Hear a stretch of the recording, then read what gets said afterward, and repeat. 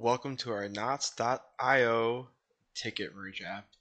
This app allows you to merge duplicate tickets without manually filtering through your ticket queue. At knots.io, all of our 20 plus apps come with a 14-day trial to make sure everything is running for you. So if you get stuck, reach out. Okay, diving in on this setup for the app. First thing you're going to want to do is log into your Zendesk. Go into the top right corner, click on the four boxes, and go to Admin Center. Once you go to Admin Center, on the search bar, you're going to want to search apps, go to Zendesk Support Apps. To get the Ticket Merge app, click on the Marketplace. Once you're in Marketplace, type in Knots Merge, and then this should pop up.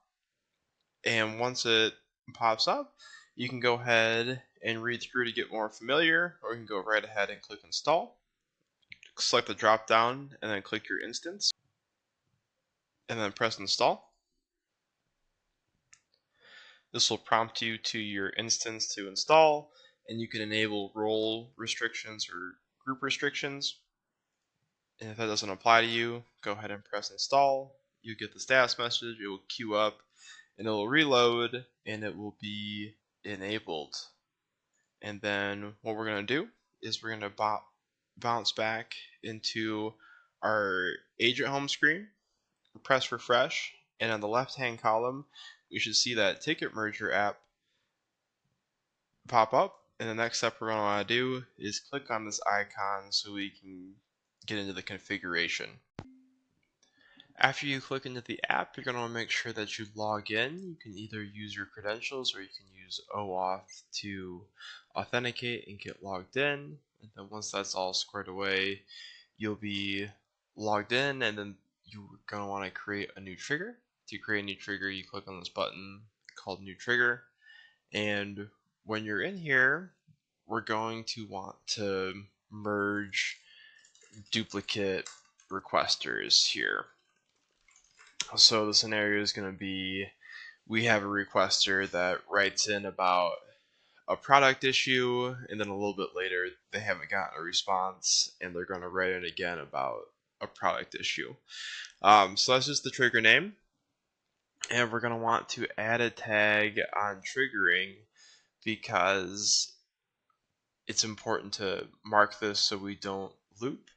And then after the ticket is tagged and identified as a merge, we'll tag it as the merge. And then if you don't want this rule to run for certain tickets, make sure there's a condition set up in your Zendesk that is marking certain tickets with no merge based on certain criteria. The default comments here are pretty good, straight to the point. The ticket was merged into the destination ID, and this is a clickable link where you can go see that link. And then you'll also get a comment on the merge ticket, so it's a complete audit trail, so nothing is missed. For our example, right, it's going to be the same requester, but maybe some subjects are identified as duplicates and can be merged, or maybe it's a PO number, or maybe it's a order number. You have a lot of flexibility here to identify the certain merges, and then if you want to add more criteria, you can add more fields here. But for what you're going to want here is that to keep this default setting that to merge the target ticket if it's less than closed. If your requirements also necessitate that you need to copy the private comments on a ticket, you can do that by clicking this button, or you can swap the destination of the merge. So once you're all right with all these settings, you're going to click Save and Activate.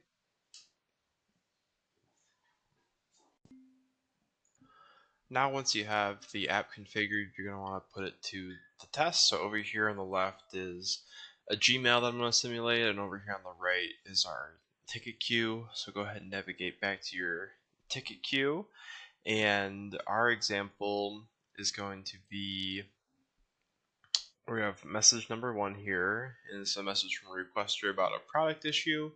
And then this is a question about a scarf. There's an issue, got an order ID, please help when you can. And then let's say that some time has passed and the requester has become impatient and they want to send another email, they're going to write something very similar but except this is the second message they're sending, and then they sent in a ticket earlier and they still require assistance. So very similar message body but slightly different, but the point here is that it's all about the same issue. So we're going to click send, and then it's going to hit our Zendesk ticket queue. And then once those emails hit our ticket queue, we can go ahead and click into there to see what's going on. And as we can see, that it's just a message, that same message from the requester, and not much is happening under the hood besides our webhook getting activated. And we can look at our second ticket and we can see that it's the same message but slightly different, and that our webhooks are getting kicked off yet again. The merge app will take about 2 to 3 minutes to complete this. So now that we know that our webhooks are activated, the power of knots is going to combine these tickets in just a bit, and we'll be able to review those results.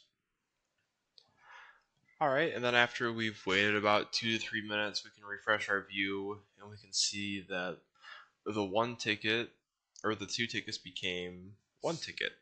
And we can go ahead and click on our order, our second request again, and we can see the original request, and then we can also see the merge where it's detected a duplicate, and then we can also see that ticket number 25 has been merged into ticket 26, and then it's also been tagged with merge, so it's a full end-to-end and complete auditability of what tickets were merged into where.